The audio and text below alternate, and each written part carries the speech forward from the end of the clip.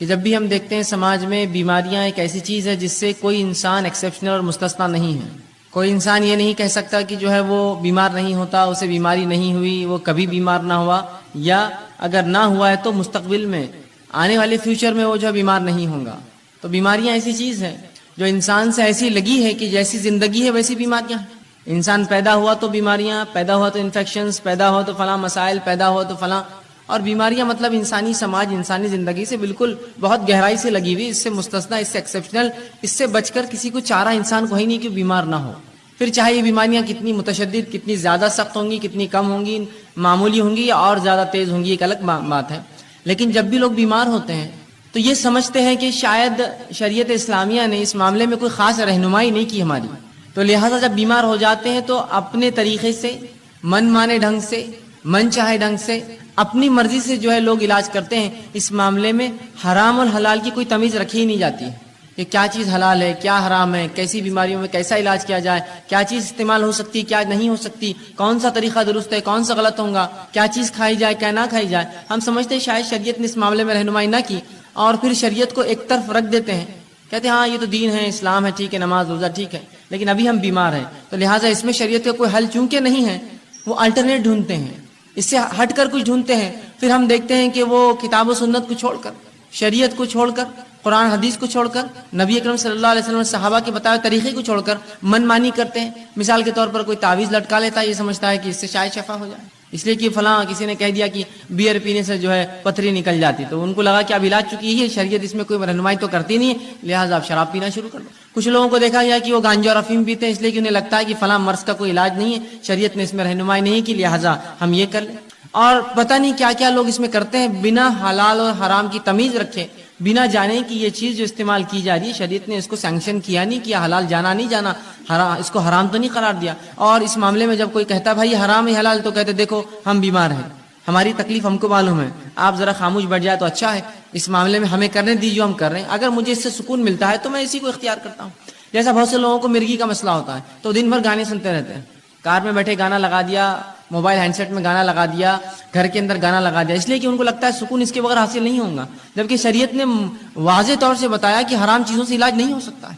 تو ہم یہ سمجھتے ہیں جب بیمار ہو جاتے ہیں کہ شاید اب شریعت میں اس کی کوئی رہنمائی نہیں، لہٰذا منمانی کی جائے، اب جو چاہے کرو، جیسے چاہے علاج کرو، حرام حلال کی کوئی تمیز نہیں، چاہے میوزک کا اس میں استعمال ہو، چاہے ناچنا گانا اس میں پڑے، چاہے شراب پینا پڑے یا کوئی اور کام کرنا پڑے، سب کرو، اس لیے کہ اس معاملے میں ہم جو ہے لاوارث جیسے یا بنا سرپرستی کے چھوڑ دیے گئے، اب بہرحال معاملہ ہم کر سکتے ہیں. اسی لیے اس عنوان کو ہم نے خاص طور سے انتخاب کیا کہ اسلام کیسے رہنمائی کرتا بیماری کے تعلق سے، بیماری اور اسلام کہ ان دونوں کا تعلق ہے. نبی اکرم صلی اللہ علیہ وسلم جو ہے ساری انسانیت کے لیے آئے تھے، اور آپ نے تمام ان شعبوں کے اوپر جو ہے رہنمائی کی، مسلمانوں کی اور انسانوں کی، جو شعبے انسانوں کو جو ہے جو باتیں ان کے جو ہے درپیش آتی ہے. یہ کیسے ہو سکتا ہے جو شریعت اتنی باریک باریک باتوں کو بیان کرے، وہ اتنا بڑا ایک شعبہ انسانی زندگی کا بیماری اس کو چھوڑ دے اور ہمیں ہماری رہنمائی نہ کرے، بلکہ شریعت نے رہنمائی کی، بہت زبردست رہنمائی کی، بہت گہرائی سے رہنمائی کی، بہت اچھے ڈھنگ سے رہنمائی کی. یہ ہماری بدنصیبی ہے کہ اس چیز کو ہم جاننے کی نہ کبھی کوشش کرتے ہیں، نہ اس پر ہم نے کبھی عمل کیا، اور ہماری ان کوتاہیوں کو ہم یہ سمجھتے ہیں کہ شریعت نے اس معاملے ہماری رہنمائی نہیں کی. یاد رکھیے اس کو جاننے کی ضرورت ہے. جب آپ شریعت کو پڑھیں گے، یہ شریعت ایسے ایسے شعبوں میں، ایسی ایسی جگہوں پر رہنمائی کرتی ہے جہاں ہم توقع بھی نہیں کرتے کہ ہاں شاید رہنمائی ہوئی. مثال کے طور پر ایک انسان اپنی ازدواجی زندگی، میاں بیوی کے رشتے کیسے قائم رکھے، شریعت نے یہاں بھی رہنمائی کی. کچھ لوگ سمجھیں گے یہ تو بےحائی ہے، یہ بےحائی نہیں، یاد رکھیے یہ طریقہ زندگی ہے. اگر وہاں رہنمائی نہ کرتا تو پھر انسان تو منمانے ڈھنگ سے اختیار کرتا اور انسان نہیں جانور بن جاتا. تو اس جگہ بھی شریعت نے رہنمائی کی جس جگہ کے اندر جو ہے عموماً لوگ جو ہے شرمائیں گے کہنے کے لیے، اور نبی اکرم صلی اللہ علیہ وسلم نے جو کہ سب سے باحیا شخصیت تھی، وہ باتیں بھی بتائی حیا کے باوجود، تاکہ آنے والی نسلوں کو اس مسئلے میں بھی رہنمائی ہو. تو وہ دین اور شریعت اور وہ نبی کیسے لوگوں کو اس معاملے میں رہنمائی نہ کرے کہ بیماری کا کیا معاملہ ہے، بیماری میں اسلام کیا معاملہ دیتا ہے، بیمار کے ساتھ کیا سلوک ہو، کن چیزوں سے علاج کیا جائے، کون سی چیزیں حلال ہے، کون سی چیزیں حرام ہے، کن چیزوں کی تاکید کی گئی، صحت کی حفاظت کس طرح کی جائے، صحت کی اہمیت کیا ہے، بیمار ہو جائے تو کیا کیا کیا جائے، بیماری بڑھ جائے تو کیا کیا ہے، بیمار پرسی کے لیے کیا کیا جائے، اگر مرض الموت اتنا اس کا مرض بڑھ گیا کہ موت کی قریب ہے تو موت کے قریب کیا کیا جائے، اگر مرنے لگے تو مرتے وقت کیا کیا جائے، اور اگر مر جائے تو مرنے کے بعد کیا کیا جائے. یہ تمام رہنمائی شریعت نے کی ہے. مکمل طور سے ہمارے بیماری سے لے کر علاج سے لے کر شفا یا غیر شفا کی حالت لے کر اور پھر موت اور پھر بالکل موت کے بعد کے تمام معاملات بتائے. میں انشاءاللہ عزیز آپ کو بیماری کے تعلق سے حلال و حرام چند باتیں، وہ چیزیں جن سے نبی اکرم صلی اللہ علیہ وسلم نے علاج کیا، اور وہ چند رہنمائی کی بیمار سے کیسے بیمار پرسی کرے، بیماری کا مومن کو کیا فائدہ ہوتا ہے، یہ تمام باتیں آج آپ کے سامنے رکھنے کی کوشش کروں گا. میں نے آپ کے سامنے جو ہے سورہ بنی اسرائیل سورہ نمبر 17 اس کی آیت نمبر 82 تلاوت کی. اللہ فرماتا ہے وَنُنَزِّلُ مِنَ الْقُرْآنِ مَا هُوَ شِفَاءٌ وَرَحْمَةٌ لِّلْمُؤْمِنِينَ، کہ ہم نے جو قرآن کو نازل کیا اس کے اندر جو ہے مومنوں کے لیے شفا اور رحمت ہے. وَلَا يَزِيدُ الظَّالِمِينَ إِلَّا خَسَارًا، اور ظالموں کو اس کے میں خسارے کے علاوہ، ظالموں کو اس سے نقصان کے علاوہ کچھ نہیں ملتا. مطلب یہ پتہ چلا کہ اللہ رب العزت نے جو قرآن نازل کیا اس میں شفا ہے، یاد رکھیے. اور شفا جسمانی، شفا نفسیاتی یا روحانی جس کو ہم کہتے ہیں، دونوں ہی شفا قرآن میں ہے. ایک آدمی جس پہ کوئی جن حاوی ہو یا مریض ہو کسی بیماری کا، ذہنی اعتبار سے آپ قرآن پڑھیے، آپ دیکھیں گے اس کو سکون و اطمینان ملتا ہے. تو یہ روحانی شفا بھی ہے. اسی طرح جسمانی شفا بھی ہے. بہت ساری بیماریوں میں نبی اکرم صلی اللہ علیہ وسلم نے قرآن کو پڑھنے کی تاکید کی. قرآن کے فضائل میں یہ تمام باتیں بہرحال آ سکتی ہے. آپ فضائل قرآن کے عنوان پر یہ باتیں جو ہے پڑھ سکتے ہیں، تحقیق کر سکتے ہیں. بہرحال آئیے، تو اللہ نے فرمایا کہ ہم نے اس قرآن کو نازل کیا جس کے اندر مومنوں کے لیے شفا ہے اور رحمت ہے، اور ظالموں کو اس کے اندر خسارہ ہے. ظالموں کے لیے تو قرآن نقصان ہے، اس لیے کہ اللہ کی کتاب مان کر اس کو نہیں پڑھتے، ان کے لیے ہدایت نہیں ہے اس کے اندر، لہٰذا وہ خسارہ اٹھاتے ہیں. ورنہ مومنین کے لیے تو شفا ہے اور رحمت ہے اس قرآن کے اندر. اور اسی مقصد کے تحت اللہ نے اس کو نازل کیا. وَنُنَزِّلُ، ہم نے اس کو نازل کیا یہ مقصد کے تحت کہ مومنوں کو شفا اور رحمت اس سے حاصل ہو، اور ظالموں کو اس سے نقصان کے سوا اور کچھ حاصل نہیں ہوتا، یاد رکھیے. اسی طرح نبی اکرم صلی اللہ علیہ وسلم کا ایک فرمان سنن ابن ماجہ کی ایک حدیث میں نے آپ کے سامنے تلاوت کی. اللہ کے رسول صلی اللہ علیہ وسلم فرمایا کہ اللہ رب العزت نے ایسی کوئی بیماری نہیں جس کو نازل کیا. اس حدیث سے پتہ چلتا ہے کہ بیماری اللہ کی طرف سے آتی ہے. رسول اللہ فرماتے ہیں ان اللہ لم ينزل، کہ ایسی کوئی بیماری نہیں ہے جس کو اللہ نے نازل کیا لیکن اس کی شفا، اس کی دوا بھی نازل کر دی، اس کا علاج بھی نازل کر دیا. شفان فتداؤ، تو لہٰذا تم دوا کرو، علاج کراؤ. تو یہاں اس حدیث میں نبی اکرم صلی اللہ علیہ وسلم وضاحت کر دی کہ ایسی کوئی بیماری نہیں ہے جس کو اللہ نے نازل کیا ہو. تو پتہ چلا بیماریاں آسمان سے آتی ہے، اللہ بیماریاں دیتا ہے لوگوں کو، لیکن اس کا علاج بھی اتارتا ہے ان بیماریوں کے ساتھ. فتداؤ، تو لہٰذا تم دوا کرو، علاج کرایا کرو. تو پتہ چلا علاج کرانا چاہیے. بیماریاں اللہ کی طرف سے، بیماری اللہ بہرحال مختلف، کبھی سزا کے طور پر، کبھی آزمائش کے طور پر لوگوں کو دیتا ہے، اور اس کے بعد ہمیں حکم یہ آیا، اس کی دوا اللہ نے اتاری ہے، لہٰذا تم اس کے لیے دوا کرو، اس کے لیے علاج کرو. تو اس حدیث میں ان لوگوں کے لیے بھی تاکید ہے جو سمجھتے ہیں کہ علاج کرانا درست نہیں ہے، بس بیماری ہے تو بس توکل کرو، اللہ پر بھروسہ کرو، بیماری کو سہتے رہو. بلکہ آپ علاج کرا سکتے ہیں. نبی اکرم صلی اللہ علیہ وسلم نے کہا دوا کرو، علاج کرواؤ بیماری کا. ٹھیک. اسی طرح ہم دیکھتے ہیں بیماری جو ہوتی ہے یہ صحت کا الٹ ہوتی ہے. انسانی جسم کی جو کیفیات ہوتی ہیں جس پہ انسان جیتا ہے جو سماج میں، وہ دو ہی کیفیات ہوتی ہے، ایک صحت مندی کی اور ایک بیماری والی کیفیت. اب یہ ہو سکتا ہے کہ صحت مند ایک انسان مکمل ہو یا بیمار ہو، اور بیمار چاہے کچھ فیصد ہو یا کچھ زیادہ ہو یا کچھ زیادہ ہو. مختلف بیماریاں ہوتی ہیں. جیسے مثال کے طور پہ انسانی جلد پہ کچھ ہو جائے، بیماری ہے، لیکن انسان اس سے بہت زیادہ پریشان نہیں ہوتا، ایک زندگی گزار سکتا ہے. کبھی جسم کی کسی ایک اعضاء میں بیماری ہوتی ہے جس سے اس کو تکلیف ہوتی ہے، کبھی پورے جسم میں اس کو بیماری ہوتی ہے، یا کبھی جو ہوتا ہے کہ اس کا جسم اور جو ہے تمام اعضاء کے اندر بیماریاں ہوتی ہیں. مختلف بہرحال چیزیں ہوتی ہیں. تو اس چیز کو ہمیں سمجھنے کی ضرورت ہے کہ اللہ کے رسول نے علاج کرانے کا حکم دیا. ٹھیک، ہمیں جو ہے علاج کرانے کا حکم دیا. اور بیماریاں جو ہے یہ صحت کا، یاد رکھیے، الٹ ہے. بیماریاں صحت کا الٹ ہوتی ہیں. تو اس چیز کو ہمیں سمجھنے کی ضرورت ہے کہ ایک انسان یا تو صحت مند ہوگا یا تو بیمار ہوگا، اس سے ہٹ کر کوئی تیسری اس کی حالت نہیں ہوتی. یا صحت مند اور بیماری کے بیچ میں تھوڑا زیادہ بیمار، یا کچھ صحت اور کچھ بیماری، یہ بہرحال ہو سکتا ہے، یاد رکھیے. تو ہمیں اس بات کو سمجھنے کی بہرحال یہ ضرورت ہے کہ انسانی سماج میں ہماری جو زندگیاں ہوتی ہیں اس کے دو ہی حالت ہیں، یا تو صحت مند یا تو انسان بیمار ہوتا ہے. اسی طرح صحت جو ہے یہ ایک بہت عظیم نعمت ہے اللہ رب العزت کی، یاد رکھیے. صحت ایک عظیم نعمت ہے، اس لیے کہ اس کے تعلق سے بار بار نبی اکرم صلی اللہ علیہ وسلم نے بیان کیا ہے. تو صحت کو ہم غنیمت جانیں، اس عظیم نعمت کا ہم جو ہے زبردست فائدہ اٹھائیں. آئیے، صحت کتنی عظیم نعمت اور دولت ہے. نبی اکرم صلی اللہ علیہ وسلم فرماتے ہیں، صحیح مسلم کی روایت، آپ نے فرمایا قوی مومن بہتر ہے اس اور اللہ کے نزدیک زیادہ محبوب ہے بنسبت اس کے جو کمزور مومن ہے. قوی مومن جو جسمانی اعتبار سے طاقتور مومن ہے، اللہ کے نزدیک زیادہ محبوب ہے بنسبت اس کے جو کمزور مومن ہے. حالانکہ خیر دونوں میں ہے، خیر دونوں مومن میں، اس لیے دونوں ایمان والے، لیکن جو طاقتور ایمان والا ہے وہ اللہ کے نزدیک بہتر ہے. سوال یہ ہے طاقتور ایمان والا اللہ کے نزدیک کیوں بہتر ہے؟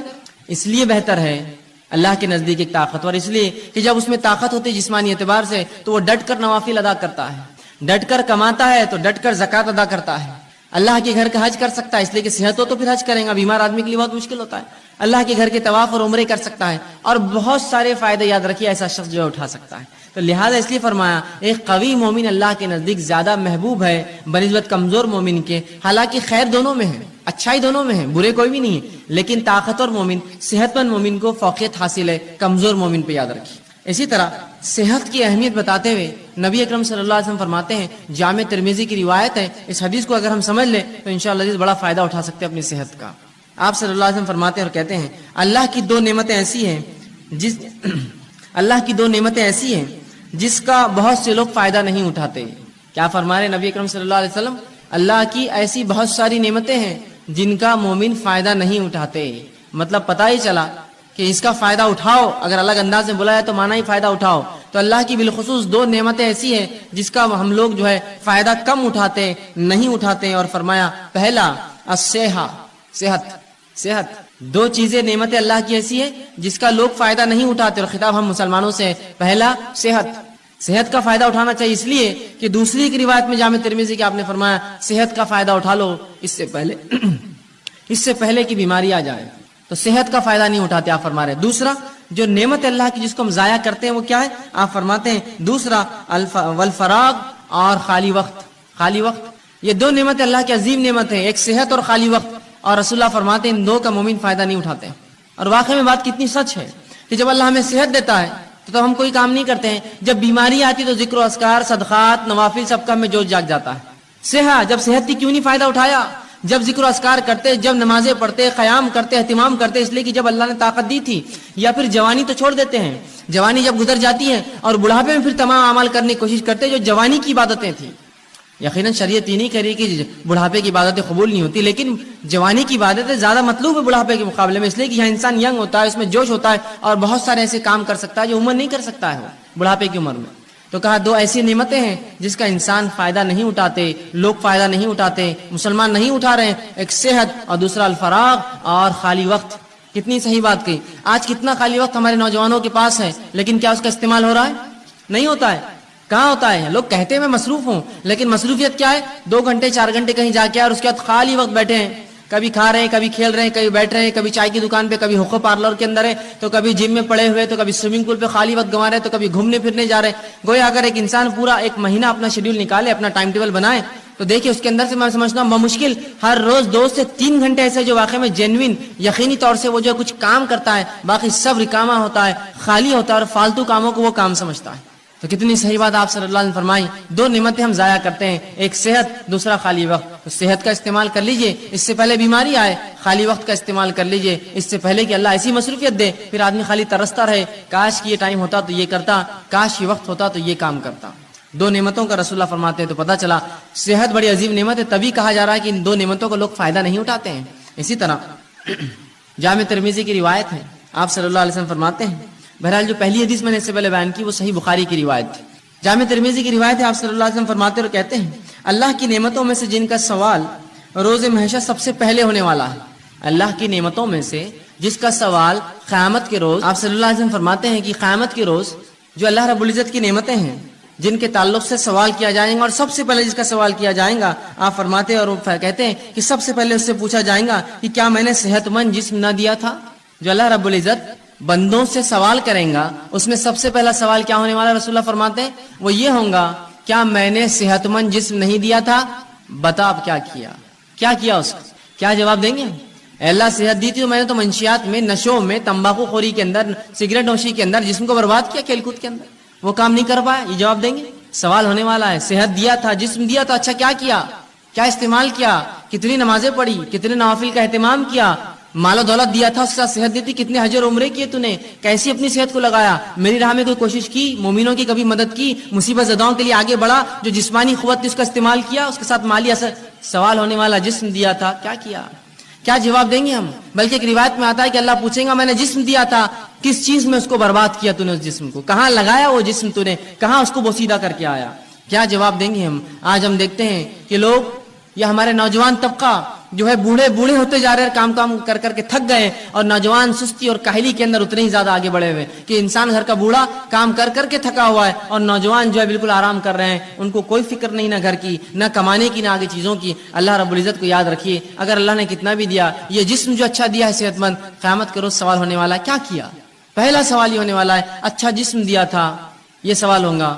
اب اس کا مطلب یہ ہوا یہ سوال ہے تو جواب دینا پڑے گا, کیا کیا اس کا, کہاں لگایا وہ جسم, کیسے استعمال کیا, کیسے اس کو کمزور اور بوڑھا کیا. تو ہمیں یہ اللہ کے سامنے جواب دینا ہوگا, اللہ میں نے جو تیری عبادتوں میں, ریاضت میں اور دیگر علوم دین میں, تیرے کام میں, حلال روزی کمانے میں, اپنے بیوی بچوں کی پرورش میں اس کو لگایا, جواب دینا ہوگا. اور ورنہ اگر کھیل کود میں, فالتو کاموں میں, سگریٹ بیڑی تمباکو میں, چوراہوں پر بیٹھ کے کھانے اور پینے میں, دیکھیے لوگ چوراہے پہ بیٹھے اور کھا رہے پی رہے, 2-2 4-4 گھنٹے روز برباد کرتے ہیں. یہی وہ لوگ ہیں جن سے تلاوت قرآن کا سوال ہو تو کہتے وقت نہیں ہے. یہی وہ لوگ ہیں جن سے دینی علم کا معاملہ کرے تو کہتے وقت نہیں ہے. لیکن شام میں ہر روز کام سے آنے کے بعد یا تجارت ختم ہونے کے بعد 11-12 بجے تک, 1 بجے تک دوستوں میں بیٹھ کر جو وقت برباد کرتے ہیں, کیا روز قیامت اللہ پوچھیں گا نہیں جسم دیا تھا کیا کیا؟ اللہ میں تو نکڑوں پہ بیٹھتا تھا, میلے ٹھیلوں پر جاتا تھا, اور چوراہوں پر بیٹھتا تھا, اور دوستوں سے بات چیت کرتا تھا. یہ جواب دیں گے اپنے رب کو. کھیل کود میں نے ضائع کیا. کھیل کود کی عمر ہوتی, کھیلنا چاہیے. کچھ لوگ تو ایسے ہو جاتے ہیں کہ عمر پوری گزر گئی, ان کو بچے ہو جاتے پھر بھی کھیلتے رہتے ہیں, اس کا شوق ہے اس کا شوق ہے. اور جب دینی کام کی بات کی جائے تو بھائی چھٹی نہیں ہوتی, کیسے کرے, کیوں, جس دن چھٹی ہوتی ہے اس دن کیا, اس دن تو کھیلنا ضروری اور فرض ہے نا مجھ پر, تو وہ دن تو چھوڑ دیجیے آپ. سوال یہ اللہ رب العزت کو ہم کو جواب دینا ہے, اچھا جسم دیا تھا کہاں لگا کر آیا, اس جسم کا, اس صحت کا کیا استعمال کیا. ٹھیک ہے, تو صحت جو ہے ایک عظیم نعمت ہے. اب جب یہ نعمت ہے تو ہر نعمت کی حفاظت کرنا پڑتی ہے, یاد رکھیں. اسی طرح صحت کی بھی حفاظت کرنا پڑیں گی, اور مومن کے لیے صحت کی حفاظت کرنا فرض ہے. میرے اور آپ کے لیے اپنی صحت کی حفاظت کرنا فرض ہے. گویا ہر وہ چیز جو صحت کے خلاف جاتی ہے اس کو ہم استعمال نہیں کر سکتے ہیں. اور یہ بات کتنی درست ہے کہ ایک انسان اگر آپ میرے گھر آئے اور میرے گھر آ کر تشریف رکھے, اور میں آپ کو جو ہے رکابی کے اندر بسکٹس لا کر دوں, اور کہوں کہ یہ بسکٹ کھانے سے ہو سکتا ہے آپ مر جائے, یا یہ چائے میری پی لیجیے, ہو سکتا ہے یہ چائے پی کر آپ کو کینسر ہو جائے, اور آپ کو لا کر کھانا کھلاؤں, اچھا کھانا, بریانی, نان خلی, اور کہوں یہ کھانا کھانے کے بعد ہو سکتا ہے آپ جو ہے کچھ دن کے بعد جو ہے گلے کے کینسر سے, یا جو ہے منہ کے کینسر سے, یا دانتوں کے کینسر سے, یا جسم کے سڑنے سے آپ مر سکتے ہیں, یہ نوش فرمائی, تو کیا وہ چیز آپ کھائیں گے؟ اس لیے کہ آپ کہیں گے صحت کی حفاظت فرض ہے. لیکن یہ جاننے کے باوجود کہ صحت کی حفاظت فرض ہے, ایسے کتنے لوگ ہیں کہ وہ پڑیاں اور تمباکو اور سگریٹ پیتے ہیں جس پہ کھلا لکھا ہوا ہوتا ہے cigarette smoking is injurious to health, it may cause cancer, اور پوری تفصیلات آج کل کمپلسری وارننگ جو آتی ہے. بلکہ ایسی وارننگ جو اگر کوئی تمباکو کمپنی نہ لکھے تو اس پر فائن ہوتا ہے, معلوم آپ کو, اس پر فائن ہوتا ہے. اس لیے کہ یہ ثابت ہے. ایک دنیا کی مشہور اور معروف کمپنی مالبورو نے ایک مرتبہ یہ کیا کہ وہ اپنی سگریٹ کی ڈبی پر لکھتا نہیں تھا اشتہار, اور اس نے کئی زمانے تک فروخت کی. ایک خاتون کو اس سے کینسر ہوا, وہ پیتی تھی اس لیے کہ اس پہ لکھا نہیں تھا, اس کو لگا یہ سیف ہے کینسر سے, اس نے اس کو پیا, اس کو کچھ سالوں کے اندر کینسر ہوا. اس نے اس پہ جو ہے اس کمپنی پہ جو ایک کیس جو ہے ڈال دیا, کہا کہ یہ کمپنی لکھا کیوں نہیں جب اس میں اتنی خطرناک چیزیں تھیں جس سے میں بیمار ہو سکتی ہوں. کمپنی کو بہرحال اس سے کمپلائن کرنا پڑا, وہ کیس جیتی, اور اس کو $32 بلین اس نے جو ہے اس کمپنی کو پے کرنا پڑے, اسے ایک اکیلی خاتون کو $32 بلین کا کیس ٹھوکا تھا, اور اس کو ملا پورا پیسہ. اس لیے کہ انہوں نے کیوں نہیں چھاپا اپنے اس پر, جبکہ معلوم تھا اس کو 3 سال میں کینسر ہو سگریٹ پینے, اس کو لگا اس سے کینسر نہیں ہوتا, اچھی برانڈ کی کمپنی ہے سگریٹ. یہاں لکھی ہوئی چیزیں ہیں کہ صحت کے خلاف ہے, کینسر ہو سکتا ہے, مر سکتے ہو, ٹیوبروکلوسس ٹی بی ہو سکتا ہے, تمہیں کچھ بھی ہو سکتا ہے, لیکن اس کے باوجود بھی دیکھیے دھڑلے سے ہم پیے جا رہے ہیں. صحت ایک نعمت ہے, اس کی حفاظت مجھ پر آپ پر فرض ہے. وہ بسکٹ میرے گھر کے آپ نہیں کھائیں گے جس کو میں کھلاتے وقت کہوں اس سے کینسر ہو سکتا ہے, اس سے بیمار ہو سکتا ہے, اس سے ٹی بی ہو سکتا ہے. پھر کیسے ہم وہ چیزوں کو استعمال کرتے ہیں اپنی نفس پہ حاوی ہونے دے جو اتنی نقصان دہ. اور صحت کی حفاظت فرض ہے, تو یاد رکھیے اپنی صحت کی حفاظت اور دوسروں کی حفاظت ہم کو کرنا ہے. یہ نہیں کہ ہم اپنی صحت کی حفاظت کر دوسروں کو نقصان پہنچائیں. یہ بات ان کے لیے بھی ہے جو لوگ اللہ کی جو نعمت صحت ہے اللہ دیتا ہے تو اس کو خراب کاموں میں استعمال کرتے ہیں اور بوسیدہ کرتے ہیں اس میں, اور یہ نہیں دیکھتے کہ اس سے صحت کا کیا نقصان ہے. یاد رکھیے صحت کی حفاظت فرض ہے, اس لیے کہ اللہ کی دی گئی نعمت ہے, اور اگر صحت نہ ہوئی تو کوئی عبادت آپ اور میں نہیں کر سکتے. سوچیے مت کہ ہم کبھی عبادت کر پائیں گے زندگی بغیر صحت کی. عبادت کیسے کریں گے بتائیے؟ روزہ رکھنا ہے, صحت نہیں ہے. زکات وہ دیں گا جو کمائیں گا, بیمار کما نہیں سکتا ہے. نماز پڑھنا ہے, صحت نہیں, فرض مشکل سے ہوتی ہے تو نوافل اور دیگر نمازیں کیا پڑھوں. صحت ہر چیز کے لیے ضروری ہے, یاد رکھیے. ایک مومن کے لیے تو اور زیادہ اس کی اہمیت بڑھ جاتی ہے. جو دنیا میں آیا ہی اللہ کی عبادت کے لیے, اس کے لیے تو صحت بڑی افضل ہے. تو صحت کی حفاظت میرے اور آپ کے لیے فرض ہے, اس کو خامخواہ برباد اور ضائع ہم لوگ نہ کریں. اسی طرح صحت کی حفاظت کے لیے شریعت نے اتنے احکامات جاری کیے. مثال کے طور پر صحت کی حفاظت کرو, طہارت کیا کرو. طہارت کرنا مطلب وضو کرنا, غسل کرنا, پیشاب پاخانے کے لیے پانی کا استعمال کرنا, یہ صحت کے لیے تو ہے. تاکہ انسانی زندگی محفوظ ہے، گندگی سے پاک، گندگیوں سے بیماریاں آتی ہیں. صحت کے لیے دیکھیں کتنا خیال رکھا، طہارت کا حکم دیا. اسی طرح جو ہے کھانے پینے میں حرام اور حلال کی تمیز بتائی کہ دیکھو یہ حلال ہی حرام ہے، حرام چیزیں تمام صحت کے لیے نقصان دہ، حلال چیزیں تمام فائدے مند ہیں. تو کہا یہ حلال ہی حرام ہے. تو دیکھیں یہاں بھی شریعت نے تاکید کی صحت کی حفاظت کے لیے. اسی طرح جو ہے ایسے کاموں سے انسانی جسم کو روکا، انسانوں کو روکا جو اس کے جسم کو ہلاک کر سکتے ہیں، جیسے زنا اور دیگر اور ایسے کام جو غلط بدفعلی انسان شرمگاہ سے کر سکتا ہے. کہا یہ تمام کام بہت خطرناک ہوتے ہیں. آج انسانیت دیکھ رہی جن لوگوں نے جو ہے یہ سمجھا کہ یہ جو رشتے ہوتے ہیں، یہ جو نکاح ہوتے ہیں، سب فالتو چیزیں، بس انسانی زندگی ایسی ایسا جانور ہوتا ہے، بس گزارو، جہاں چلا منہ مار دو، جہاں چلا شرمگاہ کا کسی کے ساتھ استعمال کر لو. آج دیکھیے کتنی بدترین بیماریوں میں ملوث ہے. کسی کو ایڈز ہے تو آج کل STDs جو ہوتے ہیں، سیکچولی ٹرانسمیٹڈ ڈیسیزز کی بھرمار. تو کہا زنا کے قریب نہ جانا. دیکھیے صحت کی حفاظت کے لیے کہا نا، زنا کرو گے تو اتنی گندی گندی بیماریوں میں ملوث ہو جاؤں گے، تو صحت کی حفاظت کی. اسی طرح اچھا کھانا کھانے کا حکم دیا کہ اچھا کھانا کھاؤ، حلال اور طیب چیزیں کھاؤ. اسی طرح جو ہے کسرت کرنے کا حکم دیا کہ صحت کو اچھا رکھو، جس کے لیے کسرت ورزش کیا کرو. اسی طرح کھیل کود کا بھی حکم دیا، وہ کھیل کود جو انسانی جسم کو اور سماج کے لیے فائدے مند ہوتا ہے، جیسا گھڑ سواری ہو سکتا ہے، آرچری ہو سکتا ہے، شوٹنگ ہو سکتا ہے، جو انسانی نفس کو فائدہ دے، کچھ اس میں جو ہے ایسے ہنر پیدا کرے جو فائدے مند ہے. تیرنا سیکھے، یہ سب اچھی چیزیں، سائیکلنگ کرے، رننگ سیکھے، یہ سب انسانی. تو کسرت کا حکم دیا، کھیل کود کا حکم دیا، اور بہت ساری ایسی دیگر احکامات سنائے تاکہ ایک مومن صحت مند رہے. یاد رکھیے صحت کا شریعت نے بڑا خیال رکھا، اور اسی کے لیے حرام حلال، اچھا اور برے کی تمیز رکھی. یہاں مت جاؤ، یہاں جاؤ، یہ مت کرو، یہ کرو، یہ سب صحت کے لیے. طہارت کرو، طہارت لیا کرو. یہ تمام چیزیں میری اور آپ کے صحت کے لیے شریعت نے کی. صحیح مسلم کی ایک روایت آتی ہے، نبی اکرم صلی اللہ علیہ وسلم فرماتے اور کہتے ہیں کتنا دیکھیے اس امت کے صحت کا آپ نے خیال رکھا. اور رسول اللہ فرماتے ہیں، یہ غائب کے علم میں سے آپ فرماتے اور کہتے ہیں، برتن کو اور پانی کی جو تھیلیاں ہوتی تھی اس زمانے میں چمڑے میں پانی بھرا جاتا تھا، تو اس کو رات میں باندھ کر رکھا کرو. اس لیے کہ سال میں کوئی ایک دن ایسا ہوتا ہے کہ اللہ رب العزت آسمان سے بیماری نازل کرتا ہے، اور وہ بیماری جو ہے آسمان سے اترتی ہے، اور ایسی کسی کھلی چیز کو جب پاتی ہے جس کا ڈھکن رکھا نہ گیا ہو، کوئی کھانے کا برتن جس پہ ڈھکن نہ ہو، اس کا منہ بند نہ ہو، یا کوئی پانی کا ایک برتن ہو جس کا منہ بند نہ ہو، تو اس میں داخل ہو جاتی ہے. کیا فرمایا آپ نے؟ یہ بھی غائب کا معاملہ ہے. آپ بھی کہہ سکتے ہیں بیماری تو جراثیم پھیلاتے ہیں، اور جراثیم تو کہیں بھی جا سکتے ہیں. یہ غائب کا، اس لیے میں نے پہلے کہہ دیا. اللہ بیماری کو جب نازل کرتا ہے، رسول اللہ فرماتے ہیں ہر روز اپنے برتنوں کو کھانے کی ڈھکا کرو اور پانی پینے کی چیزوں کو بند رکھا کرو. اس لیے کہ سال میں ایک دن ایسا ہوتا ہے جب اللہ آسمان سے بیماری کو نازل کرتا ہے، اور وہ بیماری جو انسانوں میں آتی ہے، اور ہر وہ کھلی چیز، کھلا برتن اور کھلا پانی کا جو حصہ ہوتا ہے اس میں داخل ہو جاتی ہے. تو کہا کھانے پینے کی چیزوں کو ڈھک کر رکھو. ویسے بھی کھانے پینے کی چیزوں کو آپ ڈھکیں گے تو یہ بیماری سے تو آپ بچے ہی رہیں گے، ساتھ میں گندگیوں سے، مکھی مچھر سے، غلاظت سے، دھول مٹی سے، اور پتہ نہیں کیا کیا کتنے فائدے ہیں. تو آپ سال بھر ڈھکے رکھیں کہ تو ایک دن کب آئیں گا نہیں پتا ہے. تو گویا سال بھر ڈھکیں گے، مطلب سال بھر اپنے کھانے اور پینے کی حفاظت کرو، کھلا مت چھوڑا کرو، گندگی مت داخل ہونے دو. دیکھیے کتنا جو ہے شریعت نے حفاظت کی صحت کی ایک مومن اور ایک مسلمان. اسی طرح بیماری جو ہوتی ہے وہ صحت کی الٹ ہوتی ہے. اب بیماری کیا ہے؟ بیماری کو ہم یوں کہہ سکتے ہیں، اس کی تعریف میں دے سکتے ہیں کہ انسانی جسم میں کوئی اعضا میں تکلیف ہو یا کمی ہو یا بگاڑ آ جائے. پورے انسانی جسم میں یا کسی ایک اعضا میں کوئی تکلیف ہو یا بگاڑ آ جائے، یہ بیماری ہوتی ہے. انسانی جسم میں مطلب پورے شریر میں، پورے جسم میں، یا کسی ایک اعضا میں، ہاتھ، پیر، سر، کان، ناک، منہ، گلا، انگلیاں، کچھ بھی ہو سکتا ہے. کسی ایک اعضا میں کوئی تکلیف ہو یا اس میں کوئی بیماری ہو، اس چیز کو یا اس میں کوئی بگاڑ آ جائے یا کمی آ جائے، اسے بیماری کہا جاتا ہے. سر درد ہو رہا ہے، بلڈ پریشر ہے، شوگر ہے، یہ پورے جسم کی بیماریاں خون کے اندر رہتی ہیں. ہاتھ میں تکلیف ہے، ہاتھ کھینچتا ہے، پیر میں فلاں ہے، انگلیاں خراب ہو جا رہی ہے، فلاں ہوتا ہے، کان میں ٹیچ، تو یہ اعضا کی بیماریاں. تو کوئی بھی چاہے پورے جسم میں کوئی چیز ہو تکلیف دے یا جو ہے کسی اعضا میں، اسے بیماری کہا جاتا ہے. یاد رکھیں. اسی طرح بیماری جو ہوتی ہے یہ مومنوں کے لیے آزمائش ہوتی ہے. یاد رکھیں بیماری مومنوں کے لیے آزمائش. اور اللہ رب العزت مومنوں کو کیوں آزماتا ہے؟ وہ اس لیے آزماتا ہے تاکہ جانے، جانچے، پرکھے کہ جب ہم دعویٰ کرتے ہیں ایمان کا تو کتنے سچے ہم دعوے میں، اور جب اللہ اس دعوے کے مطابق آزمائش کرتا ہے تو کتنے کھرے اس آزمائش میں اترتے ہیں. تو اللہ رب العزت مومنوں کو آزماتا ہے بیماری کے ذریعے. تو یاد رکھیے مسلم کی روایت ہے، صحیح مسلم اور مسند احمد کی، آپ صلی اللہ علیہ وسلم فرماتے ہیں مومن کا معاملہ بڑا عجیب ہے. جب اللہ اسے فراوانی دیتا ہے، خوشحالی دیتا ہے تو اللہ کا شکر بجا لاتا ہے، یہ اس کے لیے خیر ہے، ثواب کا باعث ہے. اور جب اللہ تنگ دستی دیتا ہے، مصیبت دیتا ہے، پریشانی دیتا ہے، بیماریاں دیتا ہے تو تب صبر کرتا ہے، یہ اس کے لیے خیر اور باعث کا معاملہ ہوتا ہے. اور یہ معاملہ سوائے مومن کے کسی اور کا نہیں ہوتا. مطلب مومن کے تمام معاملے خیر اور برکت والے ہیں کہ اگر اللہ نے فراوانی دی، اللہ کا شکر ادا کرتا ہے، اس کا اجر پاتا ہے. اللہ نے تنگ دستی دی، مشکل دی، بیماری دی، تو اس پر صبر کرتا ہے، اور ان دونوں کے اندر وہ جو ہے بدلہ پاتا ہے.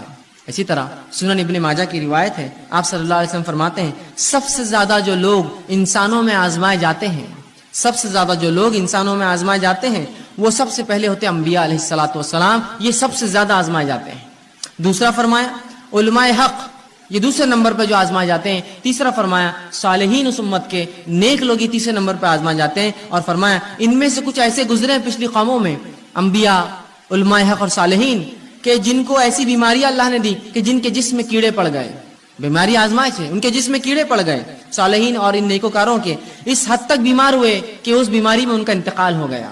اسی طرح کچھ ایسے تھے اللہ نے ایسی غربت دی، اتنا غریب بنایا کہ سوائے ٹاٹ کے کپڑے، کھدر جو موٹے کپڑے ہوتے پہننے کے ان کے پاس نصیب نہ تھا، اور آگے فرمایا پہننے کو کچھ نہ تھا سوائے ٹاٹ کا کپڑا، لیکن اس میں وہ اس سے زیادہ خوش تھے جتنا تم فراوانی اور خوشحالی میں خوش رہتے ہو۔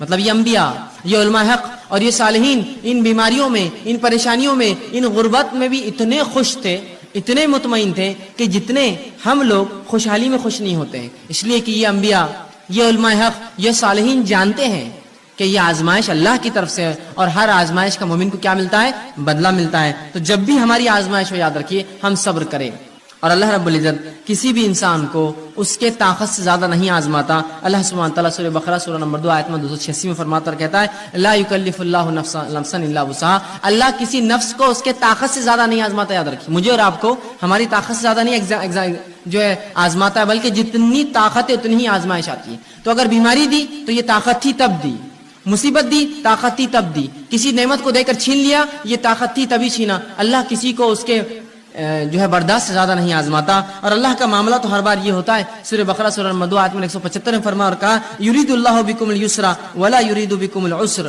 کہ اللہ رب العزت تو تمہارے ساتھ آسانیاں کرنا چاہتا ہے، وہ تمہیں مشکلات میں نہیں ڈالنا چاہتا ہے۔ تو یہ بیماریاں میرے اور آپ کے لیے آزمائش ہے۔ اب جب بھی کوئی بیمار ہو تو ہم صبر کریں، اس لیے کہ صبر کرنے والوں کے تعلق سے سورہ بقرہ سورہ نمبر 2 آیت میں 156 میں کہا فبشر الصابرین، کہ صبر کرنے والوں کو بشارت دو، یہاں خوشخبریاں دینے کا حکم دیا کہ جو لوگ صبر کرتے ہیں فبشر الصابرین الذین اذا اصابتهم مصیبۃ قالوا انا للہ وانا الیہ راجعون، کہ جو لوگ مصیبت جن پر آتی ہے اور مصیبت میں صبر کرتے ہیں ان کو خوشخبریاں دے دو، اور جب ان پر مصیبت آتی ہے تو یہ مومن کہتے ہیں قالوا انا للہ وانا الیہ راجعون، ہم اللہ کی طرف سے آئے تھے، اس کی طرف لوٹ کر جانا ہے۔ تو ہمیں صبر کرنا چاہیے، اللہ کسی کو بھی اس کی طاقت سے زیادہ نہیں آزماتا، جب آزمائش ہوتی تو ہمیں صبر کرنا چاہیے۔ آئیے صحیح بخاری اور صحیح مسلم کی روایت ہے، آپ صلی اللہ علیہ وسلم فرماتے اور کہتے ہیں جب ایک مسلمان کو کوئی ایذا پہنچتی ہے، تکلیف پہنچتی ہے، بیماری کی شکل میں، کسی کی موت کی شکل میں، کسی اعضاء کے ضائع ہونے کی شکل میں، کسی اور اس میں مصیبت، پیسے میں، مال میں کمی، اولاد میں کمی، پھلوں میں کمی، روزی میں کمی، جب کسی ایک مومن کے تعلق سے آپ فرماتے ہیں مسلم کو ایذا یا بیمار ہوتا ہے تو اللہ تعالیٰ اس کے گناہوں کو ایسا دھو دیتا ہے جیسے ایک جھاڑ جس پر سوکھے پتیاں ہوں وہ سوکھنے سے گر جاتی ہیں۔ ایک مومن کو جب تکلیف، مصیبت، بیماری آتی ہے تو اللہ اس کے گناہوں کو ایسا اس سے الگ کر دیتا ہے جیسے کہ ایک جھاڑ جس کے پتے سوکھ چکے ہیں وہ اس سے الگ ہو جاتے ہیں۔ ایسے مومن کے گناہ جو ہے بیماری کی وجہ سے، مشکل اور تکلیفوں کی وجہ سے دور ہو جاتے ہیں۔ یاد رکھیں تو ہر تکلیف جو مومن کو ہے اگر صبر کرے تو باعث اجر بنتی ہے، اس کے گناہ اس سے جھڑ جاتے ہیں۔ اسی طرح سنن ابو داؤد کی روایت ہے، آئیے وہ لوگ جو بیمار رہتے ہیں، پریشان ہوتے ہیں، پریشان مت ہوئیے، سنیے نبی اکرم صلی اللہ علیہ وسلم کیا فرماتے ہیں اور کہتے ہیں۔ آپ فرماتے ہیں اللہ مسلمانوں کے گناہ بیماریوں کی وجہ سے دھو دیتا ہے، اللہ مسلمانوں کے گناہ بیماریوں کی وجہ سے دھو دیتا ہے، اس حد تک کہ جیسے سونا اور چاندی کے میل کو آگ الگ کر دیتی ہے، بیماریاں مومن سے اس کے گناہوں کو ویسی الگ کر دیتی ہے جیسے آگ سونے اور چاندی کے میل کو الگ کر دیتی ہے۔ آپ جانتے ہیں نا سونے چاندی کو صاف کرنے کے لیے اس کو آگ میں ڈالا جاتا ہے، پگھلنے کے بعد سونا چاندی جو ہے رہ جاتا ہے اور غلاظت اوپر آتی ہے، اس سے نکال لی جاتی ہے۔ تو آپ فرماتے ہیں بیماریاں مومن کو ایسا پاک کرتی ہے گناہوں سے جیسا آگ سونے اور چاندی کے میل کچیل کو نکال دیتی ہے۔ تو جو مومن بیمار ہوتا ہے وہ اس کی طاقت کے مطابق اللہ بیماری دیتا ہے، اسے کام ہے وہ صبر کرے، صبر کرنے کا بدلہ زبردست پاتا ہے۔ اسی طرح جب انسان بیمار ہو جائے تو علاج کرانا مستحب اور سنت ہے، یاد رکھیے ہر شخص کوشش کرے علاج موجود ہو تو ضرور علاج کروائے، اس لیے کہ نبی اکرم صلی اللہ علیہ وسلم کی روایت ہے، سنن ابن ماجہ کی حدیث ہے کہ اللہ رب العزت نے ایسی کوئی بیماری نازل نہ کی سوائے اس کے کہ اس کا علاج نازل کیا، تو لہٰذا تم لوگ جو ہے علاج کراؤ، جو خطبے میں نے حدیث آپ کے سامنے۔ تو اس حدیث سے پتہ چلا ہمیں علاج کروانا چاہیے۔ اب جب پتہ چلا علاج کروانا چاہیے، اللہ نے ہر بیماری کا علاج نازل کیا ہے، اب اس معاملے میں کیا احتیاط کرے، کیسے علاج کرے؟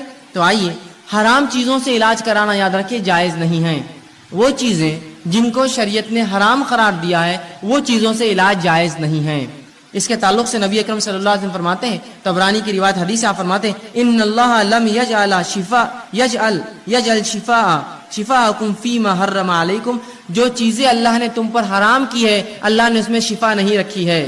سمجھ گیا بات کو؟ حرام اشیاء کے اندر اللہ نے شفا رکھی ہی نہیں ہے، اس میں کبھی فائدہ ہو ہی نہیں سکتا. گو تھوڑے وقت کے لیے ایسا لگتا ہو کہ فائدہ ہے لیکن وہ شفا کبھی نہیں دے سکتا، اس لیے کہ رسول اللہ نے فرما دیا جن چیزوں کو اللہ نے تم پر حرام قرار دیا ہے اس میں کسی قسم کی شفا نہیں رکھی ہے. تو لہٰذا وہ اشیاء جو حرام ہیں، نشے کی چیزیں ہو سکتی ہے، دیگر اور چیزیں ہو سکتی ہے جو شریعت نے حرام قرار دی، ان کو کر کے ہم یہ نہ سمجھیں کہ اس سے فائدہ ہو سکتا ہے، اس سے شفا مل سکتی ہے، پھر چاہے بیماری جو ہے وہ نفسیاتی ہو یا جسمانی ہو. یاد رکھیں حرام چیزیں کر کے شفا حاصل نہیں کی جا سکتی، رسول اللہ نے اس کی وضاحت کر دی. تو جب بھی اب مجھے اور آپ کو اگر ہم بیمار ہو جائے علاج کروانا ہے تو حلال چیزوں سے علاج کروانا پڑے گا، حرام چیزوں میں اللہ رب العزت نے شفا نہیں رکھی. اسی طرح اب کوئی شخص بیمار ہو جائے تو بیمار ہونے کے بعد یاد رکھیے قرآن و احادیث سے جو دم ثابت ہے جو پڑھ کر پھونکنا چاہیے، دوا کے ساتھ یہ بھی کرنا چاہیے. جہاں حرام دواؤں کا استعمال یا حرام اشیاء کا استعمال دواؤں میں درست نہیں ہے اس میں کوئی شفا نہیں ہے. اسی طرح یہ بات یاد رکھیے کہ انسان کبھی کبھار بیمار ہوتا ہے، بیماری ایسی ہوتی ہے کہ اس کو جو ہے جہاں دعا کی ضرورت ہے وہاں دوا اور دعا دونوں کی ضرورت ہوتی ہے. یاد رکھیں آج بہت سارے لوگ اس کی گواہی دیں گے، ایسے بہت ساری تھراپیز نکلی ہے جن تھراپیز میں یہ ہوتا ہے کہ صرف مریض کے آنکھ پر ہاتھ پھیرا جاتا ہے، صرف ہاتھ پھیرا جاتا ہے اور اس سے اس کو فائدہ ہوتا ہے.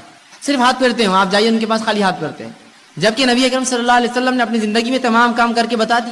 آپ لوگوں کے پاس جاتے ان پر دعا پڑھ کر دم کرتے اور سہلاتے ان کو، وہ اعضاء کے اوپر ہاتھ رکھتے جہاں بیمار ہے. تو آج بہت سی تھراپیز ایسی بہرحال ڈیولپ ہو رہی ہے، دھیرے دھیرے الٹرنیٹ میڈیسنس آئیں گے مارکیٹ میں جس میں یہ ہے کہ صرف سہلایا جائے تو اس سے فائدہ ہو رہا ہے لوگوں کو. ٹھیک ہے، تو لوگ یہ سوچتے ہیں کہ یہ خالی دم کرنے سے پھونکنے سے کیا فائدہ ہوگا.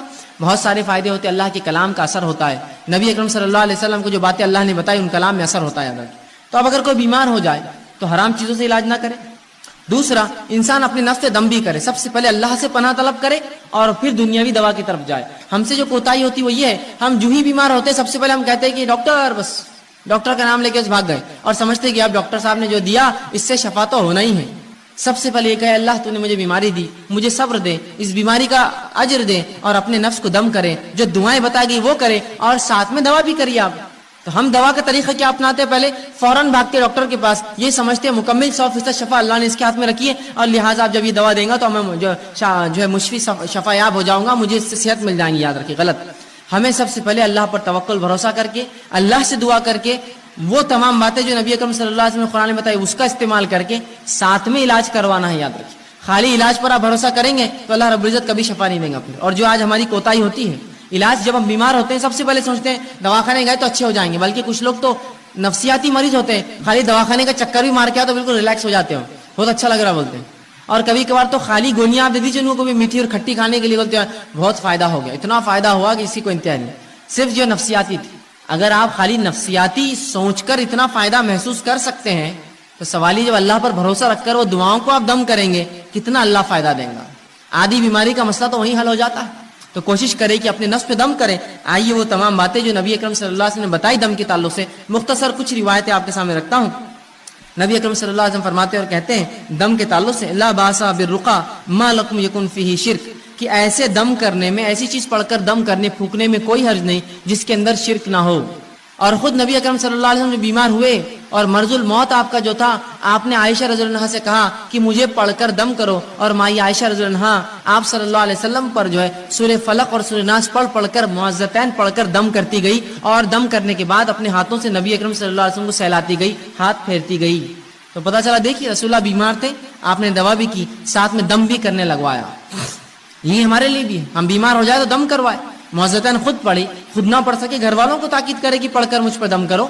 تو کہا ایسے دم میں کوئی حرج نہیں جس میں شرک نہ پایا جاتا ہو، تو لہٰذا ہم اپنے آپ کو دم کروائے، وہ الفاظ اس میں شرک نہ ہو. اور قرآن حدیث میں اتنی بہترین دعائیں آ چکی ہیں، میں سمجھتا ہوں دوسرے رقیہ یا رقیہ کی ضرورت ہی نہیں ہمیں دم کرنے کی. وہ آپ پڑھ کے دم کیجئے، دیکھیے اس سے کتنے فائدے ہوتے ہیں.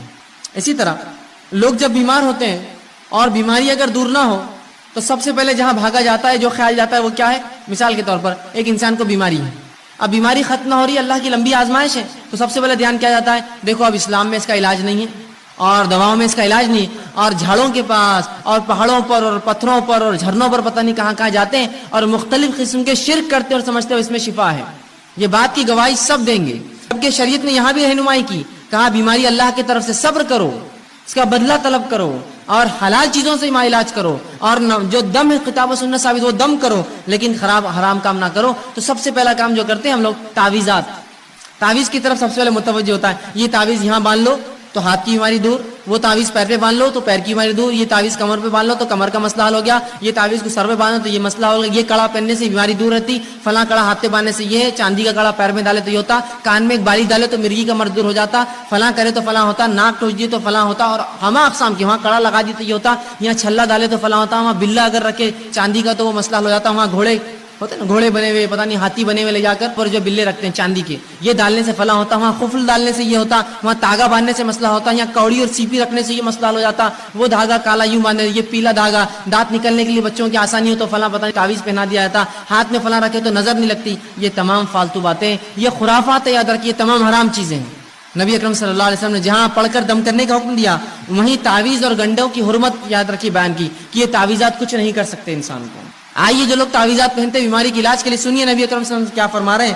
آپ نے مسند احمد کی روایت فرمایا اور کہا من علق تمیمۃ فقد اشرک، جس نے کسی بیماری کے علاج کے لیے، کسی فتنے سے بچنے کے لیے، شیطانی وسوسوں سے بچنے کے لیے، کسی آفت کو ٹالنے کے لیے، کسی اچھائی کو لانے کے لیے تعویذ لٹکا لیا، من علق تمیمۃ فقد اشرک، اس نے شرک کیا.